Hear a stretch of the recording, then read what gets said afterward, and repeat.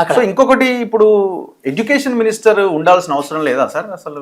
ఇది అంటే ఇప్పుడు అంటే ముఖ్యమంత్రి నేనంటాను అది ఒక పెద్ద ఇష్యూ కాదబ్బా. ఆ, అది ఉన్నా లేకున్నా కానీ ఇష్యూ కాదు అది. అంటే ఒక మంత్రికి మంత్రి ఉంటే అడ్వాంటేజ్ ఉంటుంది డెఫినెట్గా, బెటర్ అడ్మినిస్ట్రేషన్ అవుద్ది. అంటే ముఖ్యమంత్రులు ఏంటంటే వాళ్ళు అందరికీ మంత్రులు అన్నట్టే లెక్క నిజానికి. ముఖ్యమంత్రి ఈజ్ మినిస్టర్ ఫర్ ఎవ్రీథింగ్ అన్నట్టు కూడా లెక్క యాక్చువల్గా. ఇప్పుడు ఒక పర్టికులర్ కొత్త పాలసీ తీసుకోవాలంటే ముఖ్యమంత్రి దగ్గర పోవాల్సిందే కదా. అది ఎడ్యుకేషన్ కావచ్చు, హెల్త్ కావచ్చు, లైవ్లీహుడ్స్ కావచ్చు, రూరల్ డెవలప్మెంట్ కావచ్చు, ఏదైనా కావచ్చు. సో ముఖ్యమంత్రి పోవాల్సిందే, క్యాబినెట్ పోవాల్సిందే. సో ఇట్ ఈస్ అ సమిష్టి నాయకత్వం యాక్చువల్ గవర్నమెంట్ అనేది. సో ఒక పర్టికులర్ ఎడ్యుకేషన్కు మినిస్టర్ లేకపోతే నేనే సీఎం తీసుకుంటానంటే అది పెద్దగా అట్లా కరెక్ట్ కాకపోవచ్చు అనిపించింది నాకు.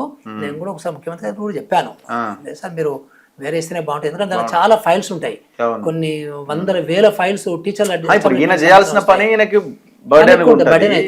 అందరినీ కోఆర్డినేట్ చేయాలి టీమ్ లీడర్ అన్నప్పుడు. ఇంకా వేరే ఇంకొక మెంబర్ చేయాల్సిన పని కూడా నువ్వే తలకెత్తుకుంటే ఇంకా ఓవర్ బర్డెన్ అయిపోతుంది. అదే చెప్తుంటాను ప్రతిసారి కూడా. ఇప్పుడు జగన్మోహన్ రెడ్డి ఎక్స్పీరియన్స్, నా ఎక్స్పీరియన్స్, సో ఆయన ఎడ్యుకేషన్ మినిస్టర్ కాదు, చీఫ్ మినిస్టర్. ఎడ్యుకేషన్ మినిస్టర్ మనకి సురేష్ కుమార్ ఉండే కొన్ని రోజులు, బొత్స సత్యనారాయణ ఉండేది.